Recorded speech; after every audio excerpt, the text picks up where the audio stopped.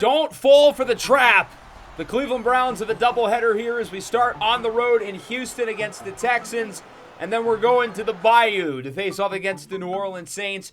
Two teams who are closer to the bottom of the NFL standings. And with us currently 500 at 4-4, there's a real shot we could be 6-4. Who knows, maybe even in a playoff spot going into our big game against the 7-1 Denver Broncos in Week 12 in the next episode.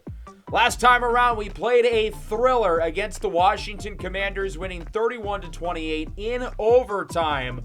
The Commanders nearly had us, but we were able to pull off the upset against a legit playoff team in a loaded NFC East division. Definitely was an up and down game for the defense, but we only allowed 14 points after the first quarter and only 7 points after the break, including a huge stop at overtime. Our offense had a couple timely drives in the fourth quarter, and then, of course, the game-winning field goal by the rookie Paul Kasharczyk. Kieran Riddle was solid, certainly did good enough to get the win. He avoided mistakes, didn't turn the ball over, and he led some big drives down the stretch. Jaden Daniels was also impressive. He had some misses, but he had some big throws and some good scrambles as well. So as we look at the Texans and the Saints, it's certainly an interesting part of the schedule because both of these teams have been pretty bad. But no game's a gimme in the NFL, especially on the road. And both of these games are away from home. We certainly don't want to be looking too far ahead to the Denver matchup against one of the best teams in the league. The NFL is a week-by-week league. We've got to focus on the task at hand, and here in week number 10, that's the Houston Texans. And obviously this season for them hasn't gone to plan, but that doesn't mean it's going to be an easy game. Last episode, we also went through the trade deadline. We made two moves, both on the offensive line, trading Trent Brown to the Giants and Wyatt Teller to the Colts. We got some day 3 picks, some day 3 swaps, and we added Tanner Bortolini as well. Now, at face value, it might seem a little bit weird to trade away our two highest rated offensive linemen when the O-line is already a weakness. But I don't think the Trent Brown signing was a very successful one. I don't think he played all that well for us. And then as for Wyatt Teller, I think he was fine this year, but I think we've got some intriguing depth at guard, including the addition of Tanner Bortolini, who has center guard flexibility. This also opens up the door for third-round rookie Jonah Ritter to get some reps. The projected first-rounder from the University of Tennessee slipped in the draft, and we'll see what we've got with him. So I'm really not worried about the offensive line, or at least I'm not more worried about it than I was.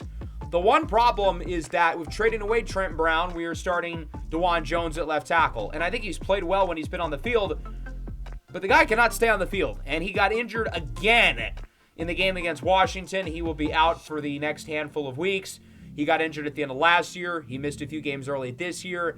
This is becoming a trend. He cannot stay healthy. Jabari Sawyer will be the new left tackle. We also have Jermaine Illuminor and Trey Pipkins, other veterans with a lot of experience, but yeah, the left tackle position, it's looking sort of bleak for us. Now that we're going into the second half of the year, the vibe of the season is going to change a little bit. Expectations are going to grow. Our team is 4-4. We've improved from last year. It appears we're in the mix for a wild card spot. Kieran Riddle is the current front runner for the AFC Offensive Rookie of the Year, the only Browns player in the top 10 for either Offensive or Defensive Rookie of the Year. Kieran probably won't win the overall award because Zarius Stone and Wamali Mendoza have both been better, at least so far. Mendoza's actually in the MVP race at number 9. We're certainly going to need some more consistency, though. Overall, I feel fairly good with how Riddle has played this year, even if the stats are unspectacular, but we're going to need him to step up in the second half of the year and show some improvement.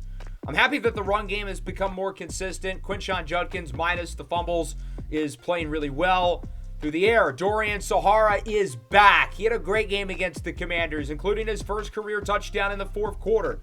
David Njoku is going to be back healthy this week. He's missed the last month or so. So we're getting healthier in the receiving room. The offensive line gets younger. And defensively, I mean, it's been up and down. There have been some good moments and some bad moments. We've played really well at times against the Steelers and the Commanders over the last 2 weeks, but really badly at other times. It feels like there's no consistency throughout the course of the game. They have moments where they are unstoppable and moments where it's target practice and there's no pressure. Let's look at this Texans team. They're 2-6. They have a top 10 defense across the board, however. So why are they so bad? Well, their offense is brutal. Not good whatsoever. This is a great opportunity for our defense to put on a show for a full 60 minutes, given that we're not playing against Jaden Daniels, we're not playing against the Steelers and Brendan Holloway and all their playmakers. I don't know if there was a more disappointing player in the NFL this year than C.J. Stroud, and I say was on purpose because he's going to miss a large chunk of the remainder of the year due to an injury. When he was out there, he really was not playing well. Only completed 55% of his throws. He wasn't efficient. He was turning it over. He got sacked a lot. Notice right when he gets injured, the Texans win in Week 8 against a good Bills team. And then they won again in Week 9 in the first career start of Jonathan Diaz, the Day 3 rookie out of Oklahoma State. Under 6 foot, but he's got decent arm talent. He can run it a little bit, good enough accuracy. He really hasn't played all that well either, but the kid's winning games. He came in relief of Stroud in Week 8, helped weather the ship, and then in Week 9 against Dallas, who's no slouch, Diaz 1-0 as an NFL starter. Who would have thought Joe Mixon would be like the last man standing because they've got Nico Collins hurt, Dalton Schultz is hurt as well. They do have a good receiving room, though, outside of Nico, and defensively, they're loaded. Derek Stingley's awesome. Will Anderson Jr. is awesome. Zach Denson, the third-round rookie out of San Diego State. Superstar development. That looks like a steal. They've got a lot of fun young playmakers in the secondary like Kamari Lassiter, Jalen Petrie, and Kalen Bullock. Cody Limador, the second-round linebacker from USC, who they traded up for with us, is firmly in the mix for the Rookie of the Year. They've got a ton of great players on defense. They're top 10 in points allowed per game, passing yards allowed per game, and rushing yards allowed per game. They are wasting an unbelievably good season from the defense. The boogeyman for the Texans in recent years in particular has been the offensive line, and I hope that's where we can exploit them. Our pass rush has not been very good this year. We're towards the bottom quarter of the league in sacks, even though we have Myles Garrett and Mason Graham and Mike Hall going after the quarterback. We're not putting up those big sack numbers. It's pretty hard to believe the Texans were a playoff team last year because they really have been one of the worst teams in the NFL, and C.J. Stroud has been one of the worst quarterbacks in the league. Browns start with it here at the 33-yard line on first down. Riddle looks to throw it under pressure, and he is sacked by Marcus Davenport. Riddle a little bit shaken up after the play. Not ideal to have our golden goose injured within the first minute of the game. Shouldn't be too big of a deal, but he would have to miss a play. He's back in here on 3rd and 18. Riddle looks to throw it, looking deep down the field for Hickson. Incomplete. Jarred away late in the secondary. Kalen Bullock was there amongst others, and that'll lead to a punt. Jonathan Diaz, Day 3 pick out of Oklahoma State, floats it up on 3rd down, and it is caught by Christian Kirk for the first, getting the Texans to around midfield. 3rd and 4, short throw is caught again. Another first down to the 35-yard line, this time hauled in again by Kirk. Diaz has been efficient but slow-moving to start this drive. As the Texans look to keep it rolling, here's Mixon up the middle, loses a yard. Myles Garrett brings him down. Carson Schwarzenegger's hurt, though. That's not good. It was around this time last year that Schwarzenegger, who was a Defensive Rookie of the Year favorite, suffered a season-ending injury. So to have him get hurt again, obviously, is an ominous sign. He'll go to the locker room. 2nd and 11 here for the Texans. Stroud will go short. Mixon on the screen. Thrown down for a loss. Myles Garrett leads the way. Grant Delpit joins as it's 3rd down and 13, backed up at the 38. Diaz looks to throw it. His pass is overthrown, incomplete. Jonathan Diaz on this first drive went 7 for 8, but he only had like 37 yards. A bunch of dink and dunk, a bunch of short stuff. He was making all the throws, but he wasn't pushing them anywhere. PCL strain for Schwarzenegger. His day is done. Texans bring out the field goal team. It's a 55-yarder for St. Louis Dragons legend Cameron Dicker, the kicker. Doink! Off the upright and good. Cameron Dicker makes it from 55. Doink. And the Texans lead it 3-0. Drive number 2 for Cleveland. We're hoping it goes a little bit better than the first one as it's a 3rd down and 3 at the 35. Riddle looks to throw it under a ton of pressure. The entire Texans defensive line was in the backfield. They rushed 4. There was 4 in there. There's not a whole lot Riddle could really do. Browns got to punt it. Texans have it back. Here's Mixon. Bounces off a blocker. Mixon gets around 4. Another injury. Both teams getting ravished early on. Mixon's the one who got banged up that time. as it's 3rd down and 3 at the 38. Diaz looks to throw it. Diaz scrambles under pressure, and he throws it away. It's Myles Garrett. He's due for the sack number to finally start hitting. He's only at like 3.5 this year. It's not for a lack of pressure. He's just not doing a good job of finishing these plays. 1st and 10 at the 22. Quinshon Judkins to the outside, loses a pair. Will Anderson brings him down, and this Texans defense fully looks the part of the top 10 unit. They continue to play hard for D'Amico Ryans. 2nd and 12, little over a minute to go in the opening quarter. Riddle looks to throw it. It's a screen. Quinshon Judkins gets a couple of blocks. Whoop, whoop. Showing off the dance moves. He gets 13. That'll go for a much-needed 1st down for a Browns team who needed a little jolt. Well, now we're going to need another one. We've got to get a few. Let's keep this drive going. Sahara on the jet sweep, runs by the defender, gets the 1st, nearing the 50 to the 46. Any way we can get the ball in this young man's hands in space, we've got to find a way to do so. More plays like that, please. 3-0 through 1, largely a defensive battle to start. The Texans with the lead. Our offense is finally showing a little something on this drive after giving pretty much nothing over the first 2. We'll see if we can potentially parlay it into a touchdown as we look to take the lead. So let's see what the Browns can do early here in the second. It is a 3rd and 1 at the 45. First play of the quarter, prime 4-down territory. Judkins gets the 1st, finds a hole, and Judkins gains 18 yards to the 27. Where he's wrapped up by Kobe Bean Bryant, another Dragon legend. Good run there for Judkins. It's an RPO. Sahara gets a block from Thrash. Sahara into the red zone at the 14-yard line. Another good play after the catch there by Sahara. That's the name of his game. 3rd and 2 at the 7. Sampson gets it. Sampson breaks a tackle. He doesn't get it, but he's close. Cody Limadier, the 2nd-round linebacker, top of the 2nd round out of USC. Really skilled player. The only knock on him is that he's undersized, but it has not caused him any problems here in the NFL. 4th and inches. The Texans get the stuff. Azeez Al-Shire, along with Cody Limadier, both bring down Judkins shy of the yard to gain. The Texans with a goal line stand, and it remains 3-0. Our offensive line has been just a train wreck so far in this game. They have not been good at all in the pass game. In the run game, for the most part, it's been rough. 3rd and 4, Diaz lobs it up for Jaden Higgins, and it's broken away late. Delpit got a hand on it. So far, our defense is really looking the part. 3 drives, only 3 points allowed, but the offense has not reciprocated that energy. We do have good starting field position, though. Play action. Riddle rolls to the right, under pressure, and he is sacked by Will Anderson. Riddle's an athletic quarterback, but for whatever reason, when he's running away from pressure, he moves around like my grandma. It's like he's moving in quicksand. He's really slow. High pass picked off. Azeez Al-Shire with the interception. Outruns Conklin. Outruns Sampson. All the way for a pick 6.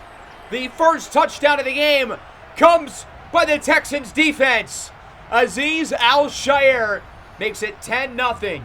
A really bad miss by Riddle. Sampson was open. Really bad drive by Riddle. He takes the sack on 1st down, trying to make something out of nothing. But he unfortunately has the agility of a sloth, and then he throws the pick 6. Got to respond. Play action to start the drive. Riddle on the run, looking deep. It's Sahara! He'll beat both Lassiter and Bullock! Talk about a response! 75 yards for a touchdown! The rookie connection of Kieran Riddle and Dorian Sahara. There was no scoring to speak of early in this game, and now we have back-to-back scrimmage plays resulting in a touchdown. Kieran Riddle throws a score to the Texans defense, and then he throws one to Dorian Sahara. 2nd consecutive week with a touchdown for the 1st-round receiver from James Madison. That's the response we needed from the offense, and we're back to square one within 3. Diaz scrambles. JOK bites.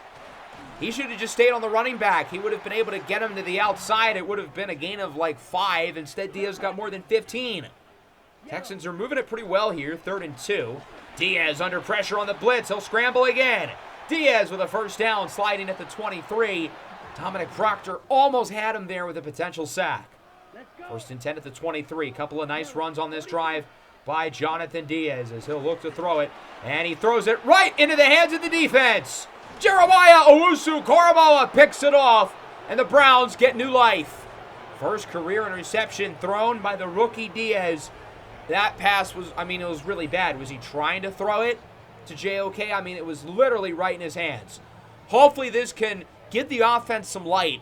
We had the big play on the last drive, which is good, but we still haven't seen a long, sustained drive by the offense. 2nd and 10, short pass caught. David Njoku, first down, tries to run over the defender. He cannot, but he still is able to get it past midfield. 2nd and 4 now at the 39. Riddle looks to throw it. Riddle under pressure on the blitz. He is sacked. It's Tershawn Wharton who brings him down. Riddle is dinged up again. He has suffered a lot of nagging injuries throughout the year. I give him a lot of credit battling through it, especially considering he did miss a lot of games during his collegiate career. He was healthy his final year in Alabama, but the seasons beforehand, not so much. Screen from Sanders to Judkins on 3rd and 12, and he only gets around 3. Chauncey Gardner-Johnson brings him down. The Texans aren't even calling a timeout. They know that's how little of trust they have in the offense. Ankle bruise for Kieran Riddle, unrelated to the first injury back in the opening quarter. He should be good for the second half. 2nd and 10 here at the 20 for the Texans. Diaz looks to throw it up the middle. That one is hauled in by Jalen Noel. They still have it at the 33, but they're still not calling timeouts. Man, they really don't believe in these guys. And to be honest, I wouldn't really blame them. The Texans' offense has 3 points. Up the middle, that one is caught by Kirk, and that will wrap up an ugly defensive first half. It has scored 10-7 in favor of the Texans. Neither team just really has been able to move the ball. Our one touchdown is a 75-yard splash play by Dorian Sahara. Their one touchdown isn't even from the offense. It was a pick 6. As we take a look at our halftime report, Vikings and Colts, Indianapolis with the upset. No Jonathan Taylor, no problem. Here is one of 2 touchdowns by Keaton Mitchell. Kyler Murray's been out for the Colts since week 3, but he's set to return this upcoming game. Credit to Anthony Richardson and Riley Leonard for weathering the ship while he was out. We do get to see the Colts later in the year. That could be a huge game. Broncos in New England, Bo Nix versus Drake May. The Broncos coming off their first loss of the year last week, despite the addition of Nick Bosa at the trade deadline. But Bo Nix and company are right back to work. They lead 17-7 here in Foxborough against New England. Patriots are 4-4. Drake May individually, though, has been really disappointing this year. 4-4 Lions, 7-1 Eagles. We've got BTA, but maybe not from who you would expect. Look at Jared Goff looking deep. Jamison Williams with a one-hander. 20-0. Goff with 3 touchdowns. Hurts 4 for 13. Can we get this to happen in real life on Sunday, please? That would be amazing. J-Mo doing the worm on the ground. That's going to be a fine with all the pumps. Here's a look at some scores across the league. As for our game, offense, never matter. It has been ugly. The Texans only have 123 yards of offense. We only have 169. Riddle, 8 of 13, 137 yards, a touchdown and an interception. The pick was really bad. The big play was really good. Otherwise, he's been kind of meh. Diaz, 13 of 18, just 71 passing yards. That's 3.9 yards per pass. He does have 39 on the ground, though, which leads all rushers. But through the air, the Texans are just going short every play. They haven't been able to move the ball. Diaz will go short again, but look at all that room. It's Joe Mixon who gets it near the 50, a gain of 23 yards. The longest offensive play at the game for the Texans. They're in 10. Here's Diaz looking deep. Mixon's got a step on Hickman. Joe Mixon gains 40. The new longest play of the game for the Texans. A massive, massive play for Houston. Puts them in position to potentially punch it in, add to the lead. 1st and goal. Woody Marks to the outside, has space, and he's in. What a drive to open up the 3rd quarter by the Houston Texans, who only had 3 points of offense in the first half. Talk about a response. 17-7, Browns back with it. Here's Dylan Sampson. Woo! Juke move. Sampson gets around 11. Good run. How many injuries are we going to get? Here's Zach Denson, standout rookie from San Diego State, who's in the mix for the Defensive Rookie of the Year with his teammate, Cody Lehmendor. What is on the turf, though? Both of these teams have gotten ravished. Riddle looks to throw it up the middle. It's hauled in. Dorian Sahara gets to the 46-yard line. Sahara just gets open so effortlessly. He was doubled on that play, and it didn't matter. Teams are quickly realizing how good he is. Here is Sampson. He is going to lose yardage as the Texans' run defense continues to play well. That's Powell Carter, the rookie from Utah. The Texans clearly had a type they went after in this draft. These hybrid linebacker edge rushers like Carter and Emmanuel Nyman and Cody Limador to an extent, although he's not really an edge rusher. Judy loses a yard on the RPO. It's 3rd and 12. Riddle looks to throw it. Surveys the field under pressure. It's caught, but he doesn't get anything. Marcus Davenport sending pressure. He's had a really nice game against the interior of this Browns offensive line. And this one's in danger of really getting away from us, given that we've shown nothing on offense. Diaz from the 9, up the middle. It's hauled in for a first and then some to the 24. A gain of around 15 for the rookie, Franco Flower, the John Mackey Award winner from UNLV, drafted, I believe, in the 7th round. But no tight end in college football was more productive than him. Mixon loses a yard. Kosumi Bigman helps blow up the play. But Bigman is a little shaken up after the fact. 2nd round rookie from Oregon. I mean, these two teams continue to just get ravished by the injury bug today. 3rd and 2, Diaz, fumble! Picked up by Mixon, breaks the tackle, and gets the first down. You have got to be kidding me.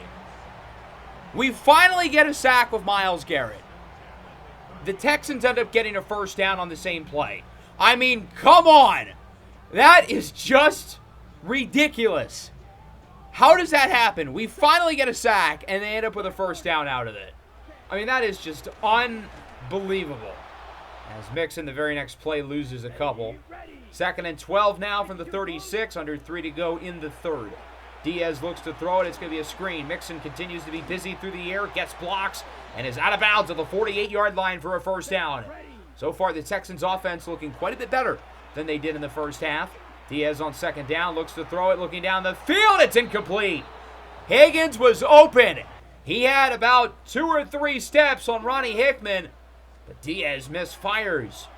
It is now 3rd and 10. Diaz goes short. It is caught, and that will not be enough for the first down. It's only a gain of 6.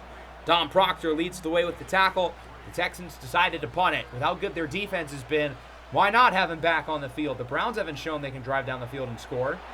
That one is caught on 3rd down. Judy with a nice conversion. He gets around 9, and that will bring us into the 4th. The Texans add to the lead. They lead at 17-7. Our offense has just been a disaster. I mean, there's no other way around it. Kieran Rill's not playing well. The offensive line sucks. And, I mean, there's only so much the defense can do. The defense finally allowed an offensive touchdown in the 3rd quarter, and that could very well be the difference. With how bad our offense has played, that one singular drive could be the reason why we lose, given that this offense has been pathetic. But we've played our best football on offense in the 4th quarter. We scored 14 a week ago against Washington to help with the comeback. 2nd and 7. Here's Judkins to the outside. Gets the first. Kieran Riddle seems to play at his best when the lights are the brightest. We'll see if it happens again, trailing by double digits. 2nd and 9. Riddle's picked off again. Cody Limadier's got it. The rookie from USC looks to take it all the way. He's tackled in the end zone by Riddle for a pick 6. Cody Limadier, the top pick of the 2nd round.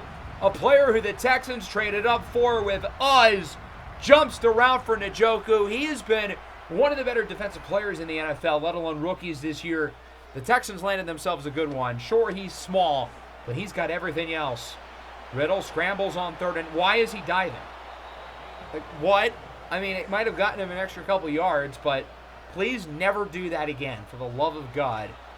On the 43, Riddle looks to throw it. Under pressure, and he is sacked. It's Davenport, his 2nd of the game, as we look at a 2nd down and long, and the clock is nearing midnight for Cinderella. Here is Riddle looking to throw it up the middle. It's caught. Sahara gets the first with a juke move. There we go. Huge play for Dorian Sahara. He gets 24 yards. Cody Limadier amongst the defenders to bring him down. What a week for Limadier. 3rd down and 7 of the 38. Riddle looks to throw it under more pressure from Anderson. He's got to throw it away. That is an intentional grounding call. So not only will we not get to replay the down, it's still 4th down, it's going to be 4th and 18 instead of 4th and 7. That completely changes the playbook. Now we've got to not only throw the ball, but probably throw it deep.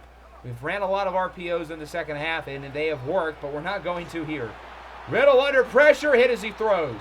I mean, that feels like a perfect microcosm for this game. He didn't even get the ball out. Sure, Kieran Riddle has not played a very good game, but the offensive line, likewise, has done him no favors. Texans back with it. Arnie chewing clock with just under 6 to go. Mixon thrown down for a loss. Big second down stop, although Bigman is hurt again. He seems to be a pretty good player, but he might be made of glass, as he is seen going to the locker room. Big third down here for Cleveland. Obviously, it's no secret they've got to get a stop here, as Diaz's pass is caught. Not enough for the first down. Huge tackle by Greg Newsome. 4th and 2 at the 43. They decide to punt it. The Browns have it back with a new quarterback under center. This is partly performance-based. Shedeur Sanders coming in for Kieran Riddle, who really struggled here against Houston. But Riddle's also taken a bunch of hits, and I feel like it would also be better for his safety if he's not in the game. Sanders' first pass, a completion for 7. Here's Sahara, who just passed the 100-yard threshold for the first time in his career. He gets 10. 3rd and 7 now. Sanders on the run. It is caught. Jabari Thrash to the 45. So far, so good. We're moving it reasonably well on this drive. Sanders looking down the field. Picked off. 3rd interception. Could this be the 3rd pick 6? Chauncey Gardner-Johnson down the field. He is hawked down at the 16-yard line. Nearly a 3rd pick 6 for the Texans. That would have been nuts. They're going to get the ball, though, with incredible field position and a big lead as they look to ice it. 3rd and goal. Mixon, he is in for a score. And Houston with an emphatic victory and an exclamation point over the Browns. It's 31-7. Sanders still in at quarterback on 2nd and 5. Going deep down the field. He's got Jeudy. Jerry Jeudy down the field. He gets it all the way to the 11-yard line. A huge play for Cleveland as they get around 53. 3rd and 8 at the 9. Sanders looks to throw it. He'll go short. It is caught. Sampson only gets around half the yards to gain. 4th down and 4. This is certainly for the game if it's not already over. Sanders looks to throw it. Has time. It is dropped. Sampson had it in his hands but cannot hang on, and that will do it. The Texans run Cleveland out the building. 31-7 is your final. Really pitiful game by our team. I can't blame the defense, though. I know 31 points is a lot against one of the worst offenses in the NFL, but if you watch the game, you would be able to tell the defense played really well. They only really allowed 10 points because the Texans had the 2 pick 6s, and then they had the 3rd interception, which might as well have gone for a pick 6. So 3 of their 4 touchdowns were made responsible or scored by their defensive players. They did not move the ball well down the field, and they did not have to move the ball well. It kind of worked out perfectly for them. They scored in the opening drive of the first half. They scored a touchdown on the opening drive of the second half, and then otherwise they really didn't have a single good drive the rest of the game. Only 257 yards of total offense. They couldn't throw the ball. They couldn't run the ball. We were more efficient on the ground. We were more efficient through the air, yet we still got killed. We were a lot worse on 3rd down, and then obviously the 3 turnovers was a big difference. Kieran Riddle did not play well. 16 of 25, 195, 2 bad interceptions. And if you take out the 75-yard touchdown by Sahara, which was admittedly a good throw, but if you take it out, yikes, looks bad. Sanders came in, he was fine. And then Jonathan Diaz, 20 of 28, only 170-some yards. He was uninspiring, but he's 2-0 as a starter. CJ Stroud is 0-6. Judkins and Sampson, same yards per carry. Through the air, if you're looking for a positive, Dorian Sahara was unbelievable. 6 for 133 yards and a score. He was really one of the only guys who showed up on offense. I thought he was good, obviously. I thought Judkins played pretty well, and that was, really about it. Actually, that's not true. Jonah Ritter had a really good game at right guard. He's the only offensive lineman who didn't completely suck. Everybody else was pretty horrendous. Defensively, we allowed 31 points, yet I'm not worried about the defense. They did their job. Of the Texans' 4 touchdowns, 2 of them were pick 6s. Another one was basically because of an interception. And we did it without the splash plays. We did have a big interception in the red zone, but we only had 1 sack, which was fumbled and picked up by the Texans for a first down. So how helpful really was it? Got to give credit, though, to Houston's defense. It's no secret why they were a top 10 unit. They absolutely looked the part in this game and have now won 3 in a row after their 0-6 start. Across the NFL, we will start, of course, in Houston. A bad loss for Cleveland. Maybe Houston's just figured some things out. Maybe the quarterback switch has propelled them a little bit, even though regardless of who's been at quarterback, it's been bad. Their defense is really good, though, and their offense is doing just enough to allow the defense to make all the necessary plays. 31-7 certainly does not really describe the actual score of the game, but it definitely describes how we're feeling after that loss. Hint, hint, not good. We talked about this one earlier. Colts with the upset over Minnesota. Keaton Mitchell scoring twice. Kyler Murray back for the Colts this week. They currently sit at 5-4, and again, we will get to play Indianapolis later in the year, which I'm excited about. This is actually the game against the Texans, the first team against an AFC South opponent for us all year. We still have both the Titans and the Jaguars coming up.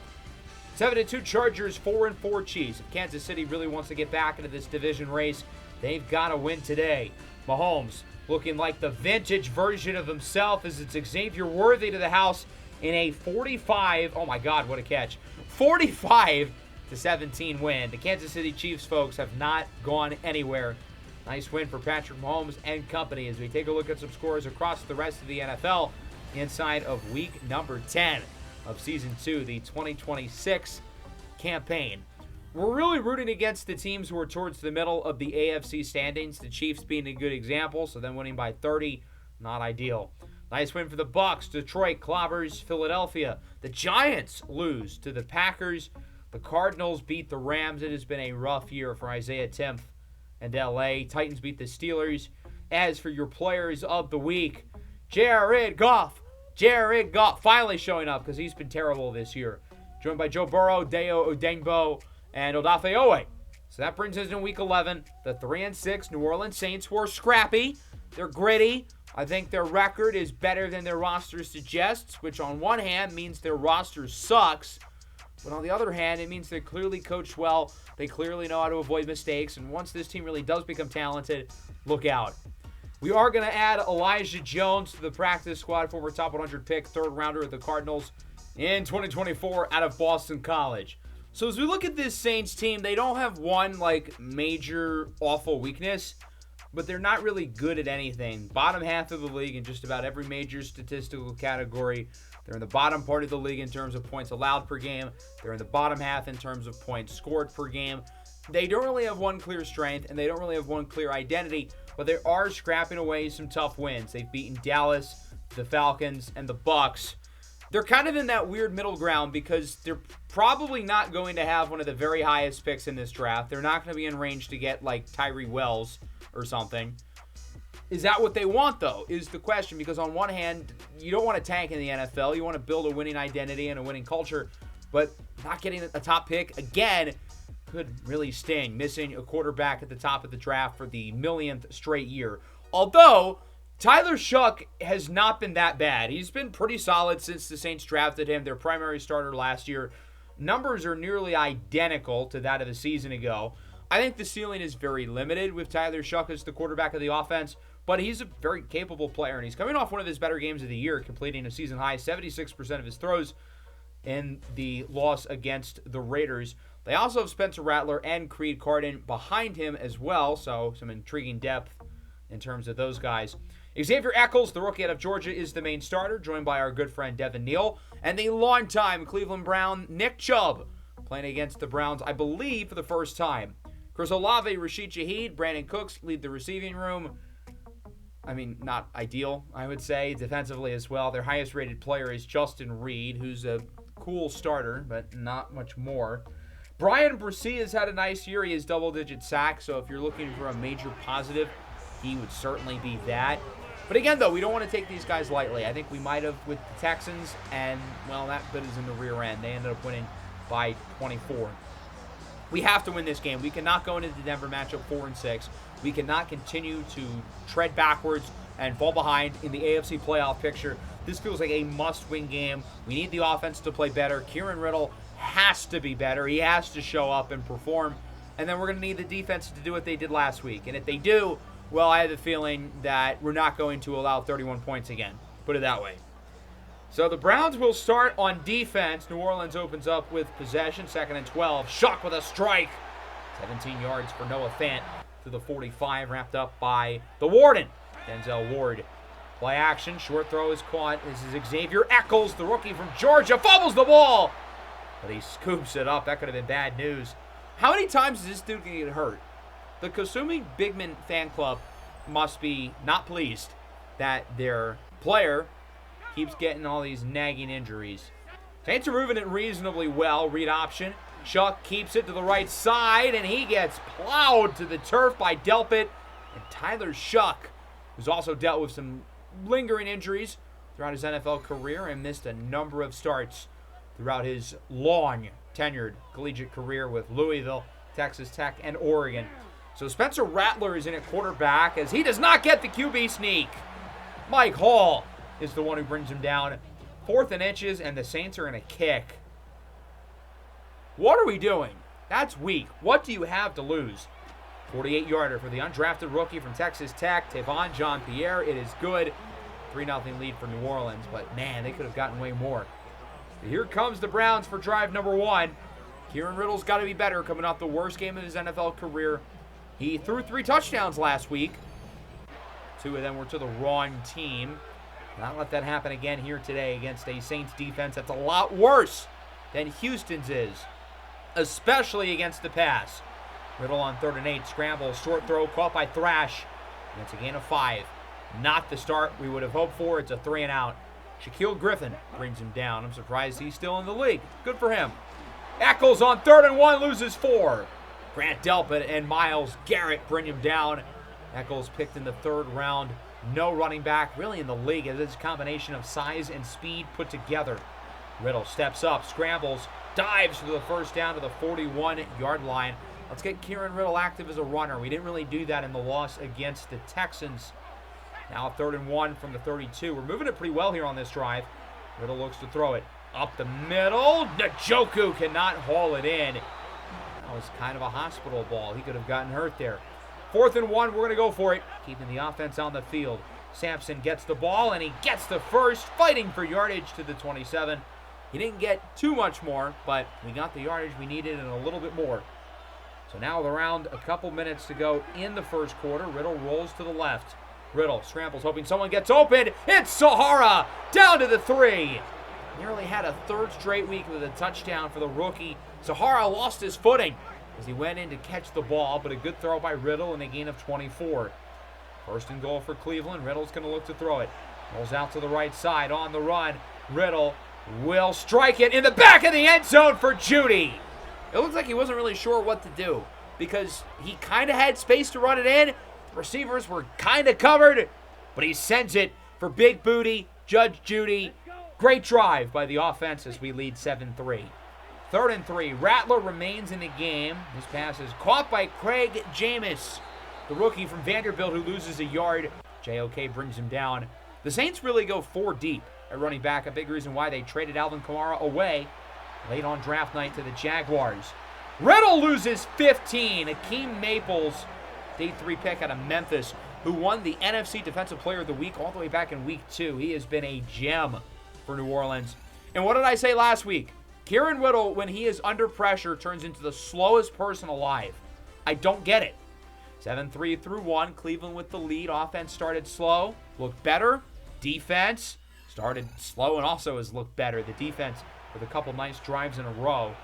3rd down and 24, though. Not particularly ideal. Riddle under more pressure, and he has to throw out at the sack.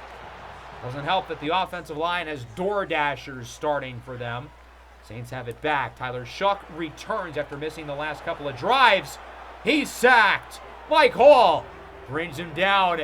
Mike Hall has been disappointing this year. Good to see him in the backfield making a play, as it's 3rd down and 13 from the 27-yard line.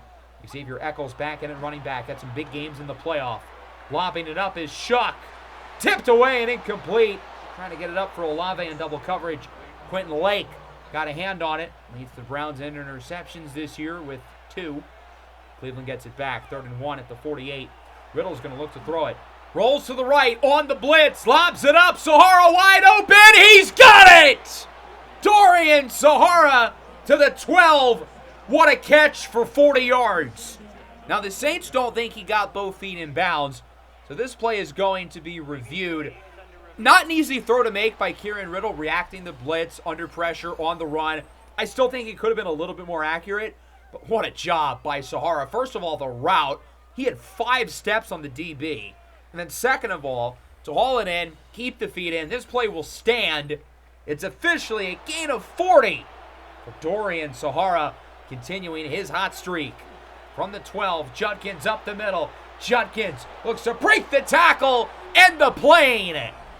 Sean Judkins, his 6th rushing touchdown of the year, and Cleveland adds to the lead 14-3. Hasn't been a picture-perfect start for the offense, but we're looking a lot better than last week, which is progress. Shock on 3rd and 7, chase from behind, it's Myles Garrett. And this time it's not a fumble that the offense recovers for the first down. It's actually a Myles Garrett sack. Good to see Myles Garrett sending some pressure. It seems like all of his pressures are starting to finally result in sacks. 3rd and 1, Riddle surveys the field, no one's open, gonna look to throw it, and it's broken away. Great job by the Saints coverage, and they were able to send just enough pressure late to not let him run for the first down. 2nd and 3, Shuck has space.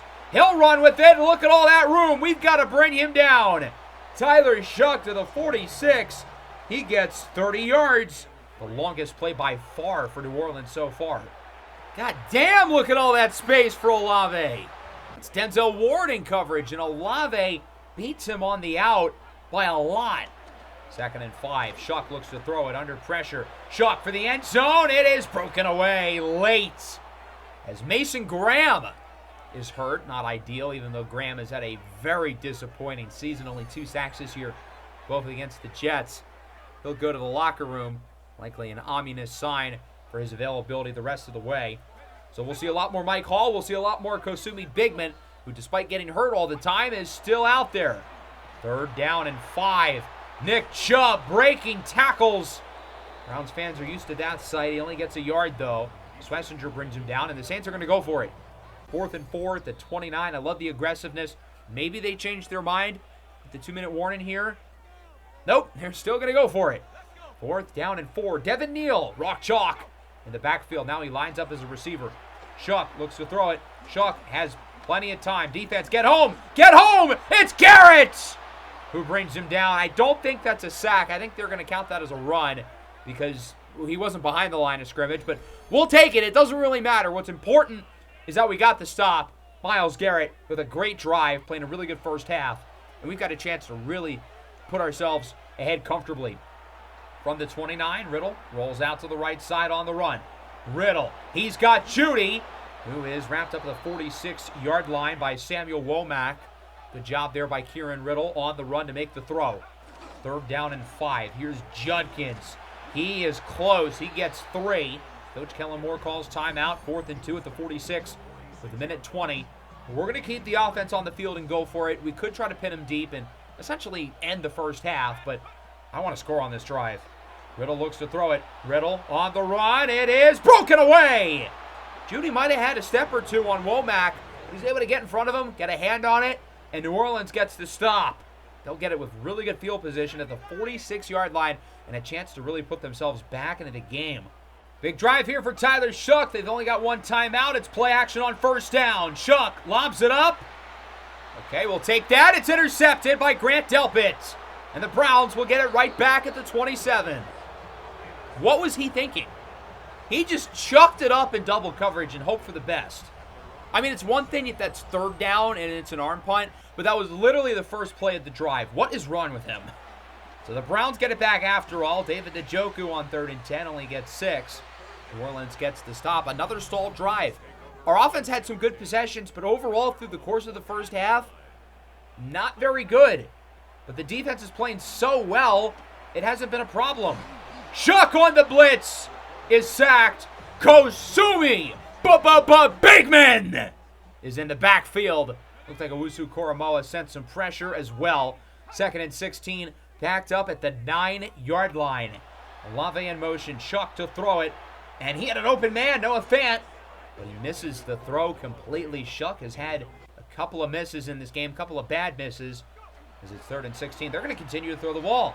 Shuck lobs it up, one-on-one, broken away by Ward. I think they should have just ran the clock out, not given us really a chance to score. Because now we have 28 seconds. We've got a timeout with good field position. Riddle dances around. He'll look to run with it. Riddle, a juke move, makes the two defenders crash into each other. He gets into the 36, and the Browns are not going to use the timeout. They're going to hurry back to the line. Tick, tick, tick, tick. 14, 13, 12, 11. Riddle clocks it. 2nd and 10 still with one timeout. I think the goal is to try to put ourselves in comfortable field goal range for Kasharchik. Riddle under pressure, a huge sack by New Orleans. That is gigantic. You cannot end that play with a sack. That was Akeem Maples, his 2nd of the game. 3rd and 20. We've just got to get it as close in field goal range as possible. Perfect. An out route for Sahara. He gets 7. 57-yarder is not ideal, but I'd rather that than a 63-yarder. Would be the longest in the NFL career of Paul Kasharchik. With 4 seconds left in the half, that kick is up, and it is short. Rashid Shaheed on the return. Shaheed looking for a kick 6, and he will not get it. He's wrapped up at the 27. That'll wrap up the first half, 14-3. On one hand, the Browns have outplayed New Orleans. We've clearly been the better team. On the other hand, I still feel like there's a lot left to be desired offensively. That sack by Maples at the end of the first half was a killer. He continues to outplay their other rookie pass rusher, Cabal Monroe, who was drafted 3rd overall. A lot of you guys wanted us to pick him over Kieran Riddle. Monroe has had a pretty quiet rookie year overall. Here in halftime, Dallas over Indianapolis. Kyler Murray would get a very unwelcome back, only completing 7 throws. Dallas wins it on Thursday night, 27-18. They improved to 4-6, hanging on for dear life in the wild card race. Steelers 4-5, Ravens 4-5. This is a huge game in the AFC North. These guys are both even with us, of course, also at 4-5. Lamar Jackson, look at this move. He jukes the defender into the end zone. Brendan Holloway's been inaccurate again, much like the game a few weeks ago that we played in. Ravens lead 10-7. Vikings coming off a bad loss. Lions coming off a big win. Will that be a sign of things to come, or will Minnesota take their anger out on Detroit? Unfortunately for the Lions, it looks like the latter. 14-0. The Lions exerted all of their offensive energy on the Eagles, and they're doing nothing so far against Minnesota, as 9 looks for win number 9 on the year, even though the Vikings only have 7 wins. I just kind of wanted to make the joke. We'll go into the second half. We're definitely moving the ball better than New Orleans. 166 yards for us compared to just 99 for the Saints. Kieran Riddle, 11 of 21, 123 and a touchdown. He has been pretty inaccurate. He hasn't been very good under pressure. He's had a couple of big throws, but again, overall, I don't think he's played that good of the game. Could be worse, though. Tyler Shuck, 4 for 10, 47 yards and an interception. He does have 46 on the ground, though. Through the air, Dorian Sahara again leads the way. He has 76 yards on 4 catches. Nobody for either team has more than 23 yards after him. Riddle on 3rd and 5 under a ton of pressure, throws it up for Njoku. In terms of when the pass rushers are winning their reps, Riddle has not been the solution, but he's not the whole problem either. The offensive line's got to be better. As Myles Garrett and Baron Browning are in the backfield, forcing Shuck to throw it away. Our defense continuing to play great. Pass rush looks really solid. Riddle's pass is caught. Sahara gets 6. Not quite enough for the first down. Nice catch, though. Physical play. Dorian Sahara, his 5th of the game. We're going to go for it. You're on 4th and inches at the 43. It's Judkins, and he does not get it. New Orleans with the stop. The former Brown, Malik Collins, who was on our team last year, brings him down.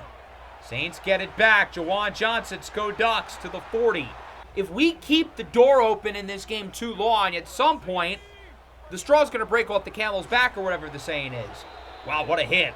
Oh, Devin Neal, that's J-O-K. But as I was saying, if our offense lets them stay in the game long enough, at some point the Saints are due for a couple of big plays and possibly a chance for the end zone. 2nd and 12. Shuck looks to throw it under pressure. It's Myles Garrett again.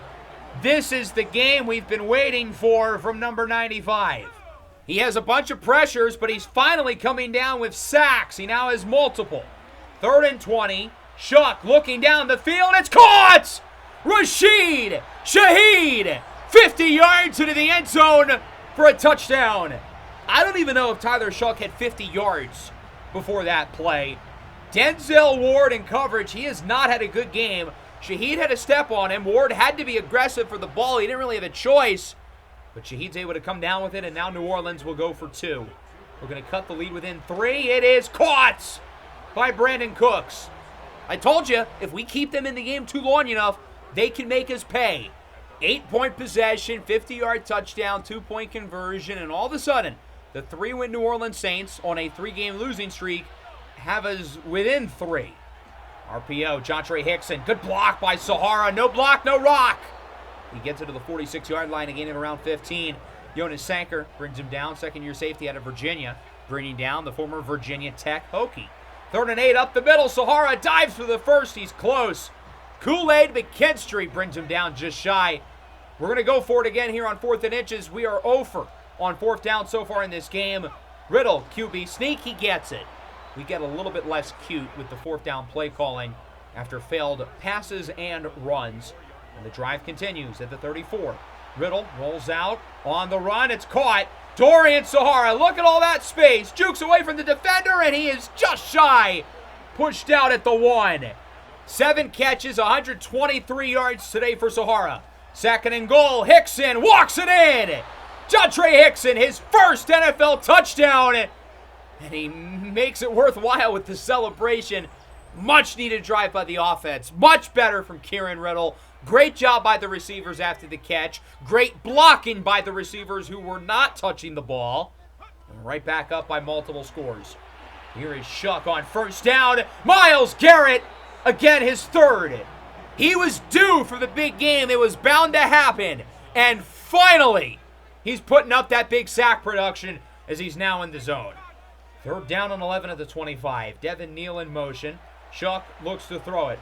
Nobody's open. Under a little pressure. Pocket collapses. It's Garrett again. Myles Garrett is taking over the game. That's 4. It only took 11 weeks for him to remember that you have to pressure and tackle the quarterback, but better late than never.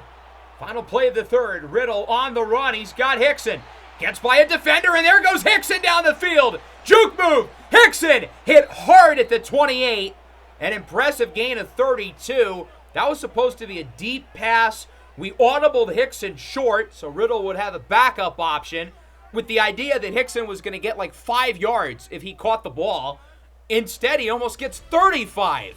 Great job after the catch by Hickson, who played excellent in that 3rd quarter. And all of a sudden, we're starting to build some momentum here offensively. 21-11 going into the 4th. For the first time in the entire episode, I'm having fun watching the offense play. Kieran Riddle's looking accurate. He's making some good throws on the run, like that last one.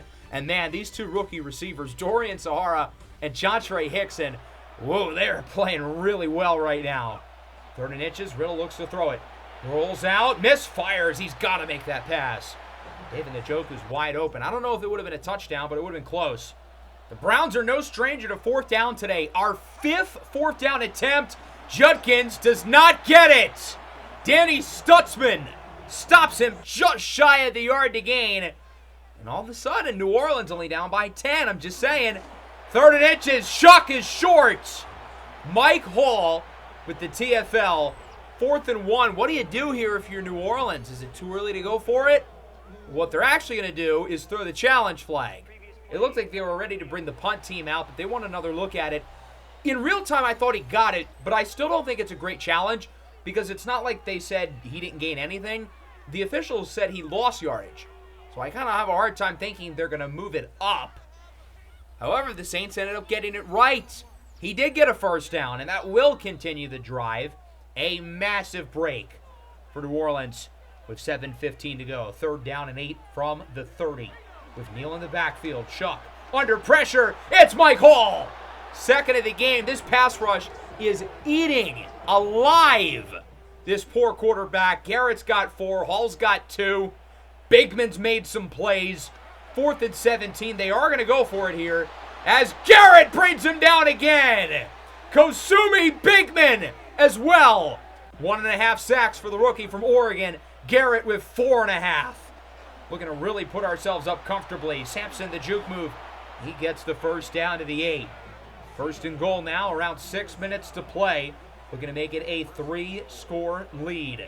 What does Cleveland have in store? Riddle, play action, rolls to the right side. On the run, back of the end zone. It's caught! Dorian Sahara comes down with it for the touchdown. 8 catches for close to 130 yards in 3 straight weeks with a touchdown. He's been one of the best receivers in the NFL since coming back from injury. And what I've been impressed with Sahara in this game is his physicality at the catch point. At 6'2", 230, you should be physical. But for a guy who often moves like he's 5'9", you wouldn't think physicality is a part of his game. But guess what it is? That's not an easy play to make. He absorbs the hit. His footwork is incredible, by the way. He's able to keep both in. I mean, what can't he do? He has the best hands on the team. He's a terrific route runner. He's physical. He's dominant after the catch. He doesn't have a weakness. 28-11. Good play there to the 44-yard line. Look at the Saints. They're kind of moving it. I give them credit. They've moved the ball better in the second half despite all the sacks. How about another? Kosumi Bigman FC. We're eating good tonight. He gets banged up all the time, but he's a really good player when he's on the field.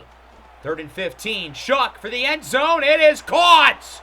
Chris Olave with a response. A 38-yard score. He does the gritty. And the Saints have it back within 10. 28-18. They will go for the onside kick. And this one is bobbled and recovered by guess who? Dorian Sahara, who is hurt because this team can have absolutely nothing good. Sahara stays healthy for 3 weeks. He scores in all 3 games. The average is like 100 yards per. But nope, we can't have anything good.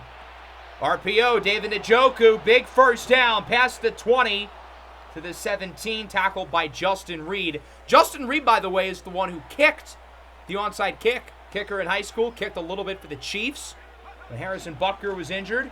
Here's Judkins to the outside with a first down. Tried to have him go down earlier so we would have more room to chew clock. He accidentally got 10. I was only hoping he would get like 6. Now 1st and goal, 2.5 to go. At this point, we might as well try to score. Njoku's wide open into the end zone for a touchdown. 4th passing score of the game for Kieran Riddle. That's a career high, 3 of which have come in the second half. And it is 35-18. Even in a game where our offense really hasn't been that great, 35 points and 4 touchdowns for Kieran Riddle's not too bad. 2nd and 5 at the 39, following the 2-minute warning. Shuck lobs it up. Wide open is Noah Fant. Another big play for the Saints. 62 yards to the crib. Carson Schlesinger got cooked.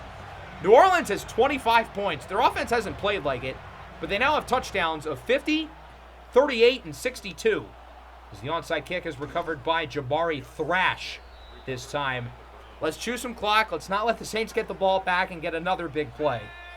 3rd down and 5, under a minute to go from the 29-yard line. Riddle joined by Sampson, hands it off. Sampson, not quite. He gets 2.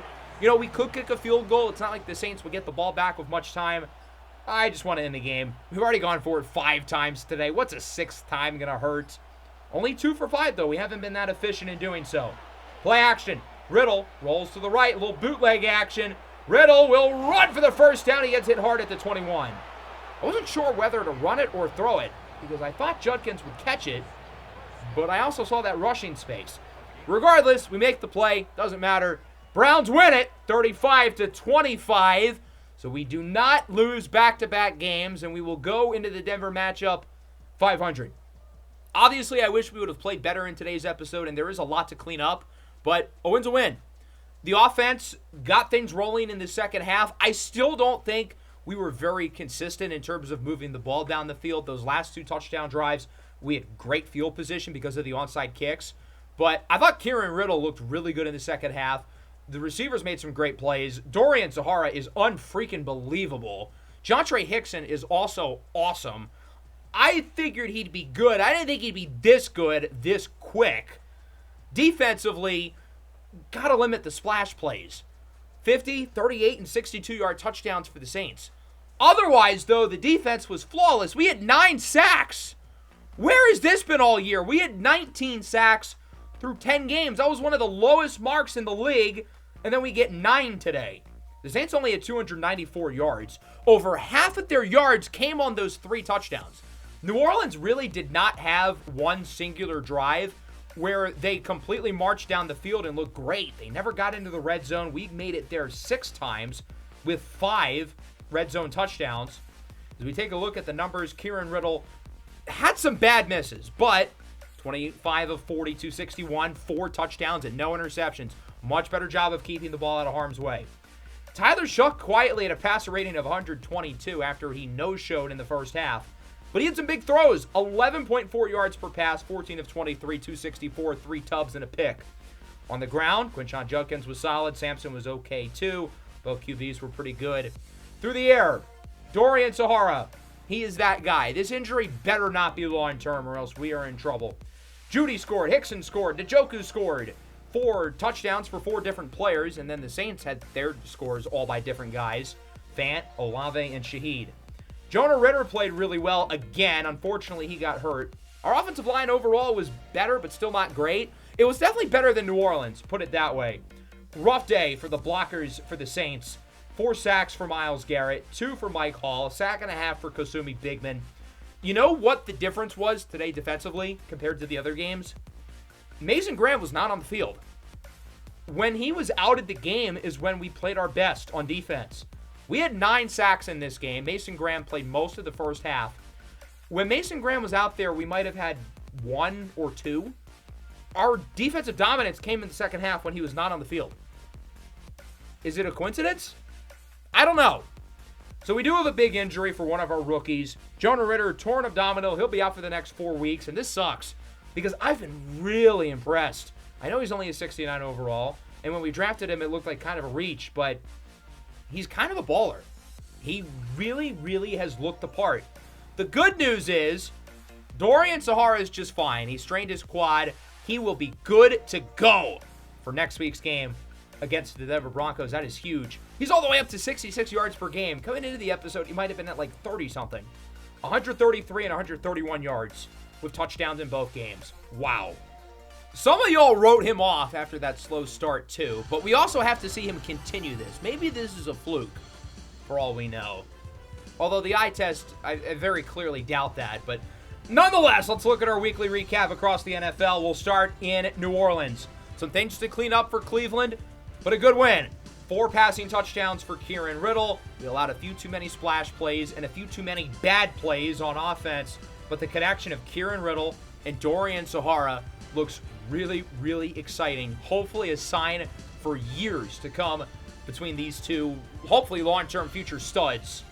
Seahawks and Broncos. Big opportunity for the red-hot Seahawks, who have won 4 in a row against a great Denver team.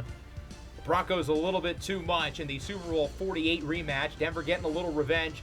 17-10 in a low-scoring game. The Broncos 9-1 going into their matchup against the Cleveland Browns in Cleveland next week. I'm fascinated to see how both teams stack up against each other. Packers and Bills, both teams have 4 losses and really cannot afford to lose again. Well, ultimately, it was the Packers. Jordan Love dropping back. Really impressive catch by Savion Williams in the end zone, turning around in front of Christian Benford. Packers win 28-21. Josh Allen, rough outing, only completes half of his throws. The MVP odds for him probably went up because that's just kind of how it goes. Josh Allen's really good, but like the tap dancing around trying to make him like the MVP even when he struggles is hilarious. Anyway, across the rest of the league, Jets put up 34 and still lose. Chiefs only put up 10. Lions with a stinker. Giants back on the win column. Cardinals are winning some games with the addition of Quinnen Williams. Players of the week, Jackson Dart, Kieran Riddle, Devin Bush, the former Brown, and Myles Garrett. Garrett's an easy one. He took over the game, no surprise. Riddle, I am a little surprised by. The 4 touchdowns obviously are nice. Should he have won Player of the Week? No, probably not. I would argue Dorian Sahara was better. He's in 6th now for the Rookie of the Year and will probably continue to climb. The only receiver ahead of him, Caleb Hobbs, who we'll get to see next week as the 9-1 Denver Broncos come to town. We will also likely have another prospect profile going over the skill position players in this class, running backs, wide receivers, and tight ends. It's going to be a really fun group this year. I'm excited to introduce them to you guys. That'll wrap things up. Hope you guys enjoyed. Make sure to leave a like, subscribe to the channel if you are new. Peace out.